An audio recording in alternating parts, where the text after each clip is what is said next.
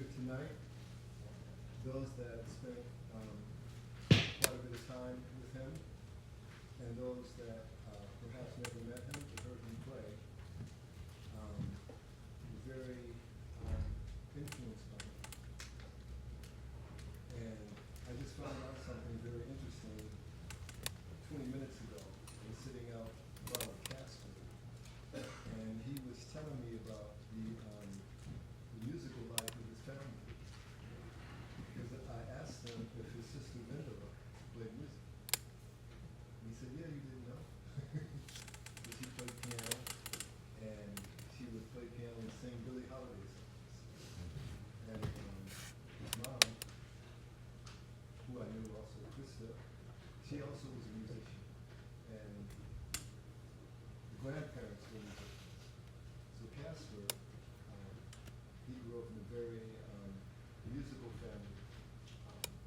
When we speak about the Brötzmanns, it's normally always based around Peter, but his whole family was musical. You know, and Peter Brotzmann, he gave us all something that is very, very important. And he taught us how to be relentless, no matter what we do. You know, you be relentless in that, as he was.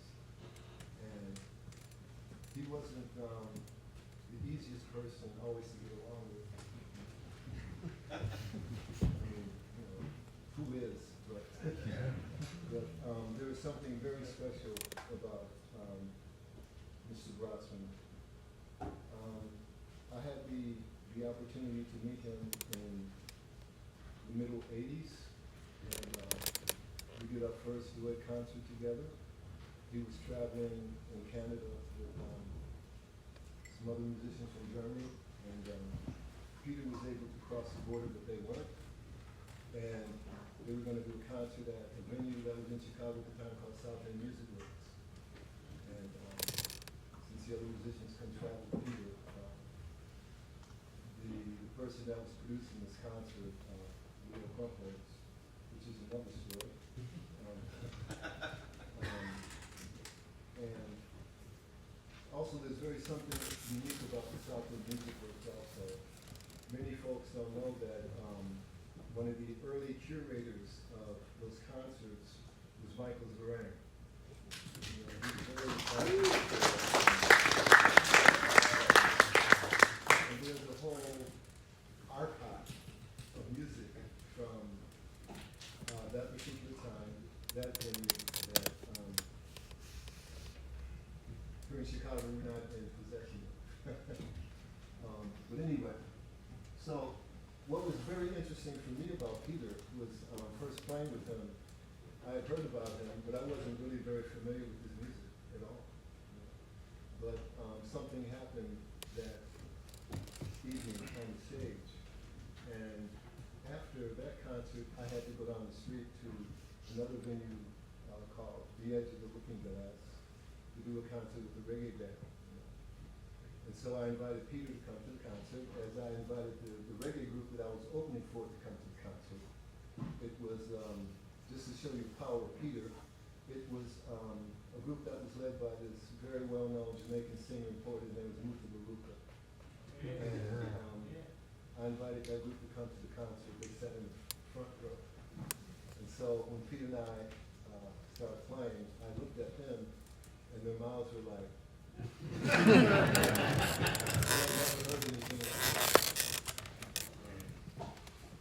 first of all, they'd never seen, just a duet concert with just percussion, drums, and saxophone. But after the concert, they all came up to me and they said, "Man, you have to give us a copy of this concert, man. It's the most amazing thing we've ever heard." Muta Baruka had a reggae show, and he wanted to play for his listeners. The drummer there, he wanted to play this music for his music friends in Jamaica. So Peter, he had a way, his music had a way of transcending, various cultures and limitations. But the most amazing thing was Peter came to the reggae concert, and I played. Then afterwards, I saw him over in the corner at the bar, And I walked up to him, I said, "Hey, Peter, how you doing, man?" He said, "Oh, I just played a concert with this really nice drummer here in Chicago. His name is Hamid." He said, "Do you know him?" Peter, I'm Hamid. And I thought, wow, let me get what he's drinking. But then the relationship formed, and then Peter brought all of us together. Marx, Vandermark, Kessler, Surain, Mars, Joe McPhee, William Parker, so many people. He brought us all together, and in situations, I met people that, and played with people that if it were not for Peter, maybe would have never met or played with, that had great impact upon my life. And Caspar, we had a trio together, his father. So Peter Brotzmann was quite an extraordinary being, and I know all of you probably have heard various stories about him. He was a quiet man also, and a very voiceless person too. To be on the train with Peter sometimes, we could travel for 4 hours, not a word being said. And he might say to you, "Comrade, would you like a piece of chocolate?" "Yeah, Peter." Then silence. But there was no feeling of being uncomfortable in his silence. And all of us had varying relationships with Peter. Love-hate relationships, because like I said, he wasn't the easiest person to get along with. He was very opinionated in many ways. But in other ways, he was very loving.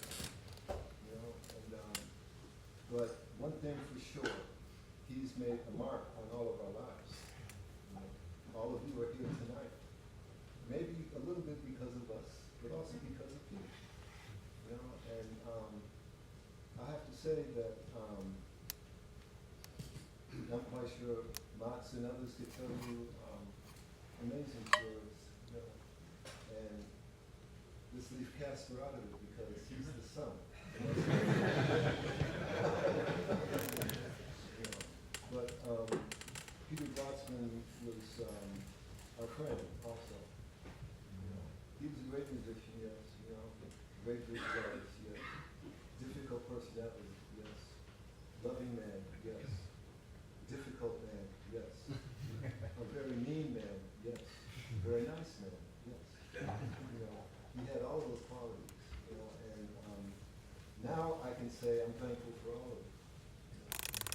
And probably most of us never really understood him. He's a very complicated person. We're here celebrating him, but there's the human side also. He's a very complicated person, but now I can say, in retrospect, that I can appreciate, or I do appreciate, that complication that flowed through his life. I personally would not have wanted to live the life that Peter had. I wouldn't want to be a son of a veteran from World War II on the German side, but he lived through that, and Peter, he did extraordinary things, and I can say of a certainty that all of us in our own way, love Peter and still love him very much, and what an extraordinary being. He was the type of person you would fall in and out of. But even for that, I'm thankful. And I'm very happy that towards the end of his life, which oftentimes people don't get a chance to do, he was able to mend some relationships that had been very difficult. But many of those relationships were able to be mended. And perhaps he was able to leave this physical plane from a space of love, which oftentimes doesn't happen. But I feel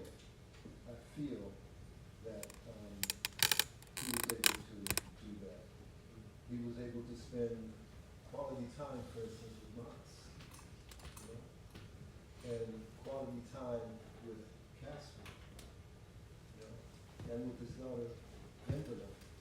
But something tragic had to happen in order for that to happen. You know, he was leaving us. You know what I'm saying? But something extraordinary happened. You know, and it's happening now. You know, and so we thank Peter Brotzmann on many, many, many, many levels. You know, he taught us a lot. You know, I mean, it's, he was our friend. You know, he was our friend. You know, I feel that maybe even father and son became friends too, towards the end, perhaps, and that oftentimes doesn't happen. You know, maybe daughter and father became friends. You know? So, when we honor Peter, we're not just honoring his music. That's an aspect of his life, but when you honor somebody, you have to honor the totality of that person, whether you like it or not. If you're going to honor them, you have to honor them in the full aspects of their being. You know? And that's something we don't always understand. Right? But with Peter, we're grateful. And we have to continually be grateful for our mentors that are still with us, like Joe McPhee, for instance. Yeah.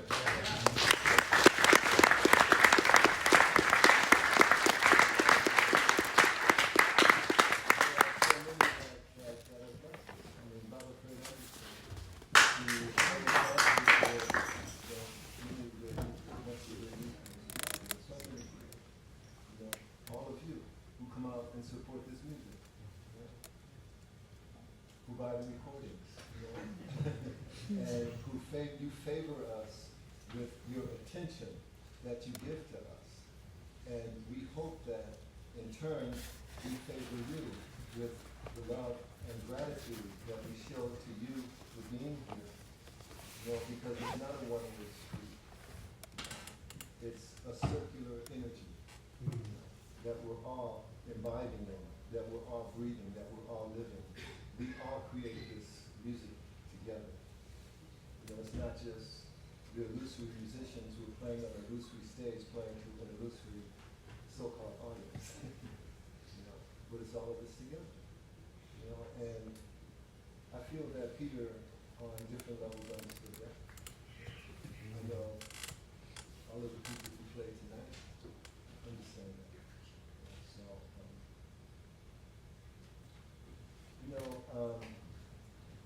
Check out Peter's life too. Not just the music, not just him playing saxophone, but what is it that got him to that place? What was his life like? You know, what were the struggles he had to endure? You know, so maybe in doing that, it could perhaps make us all a little bit more courageous and relentless in our efforts. Relentless. Never stop. Never give up. Be relentless, as he was. Thank you, Peter.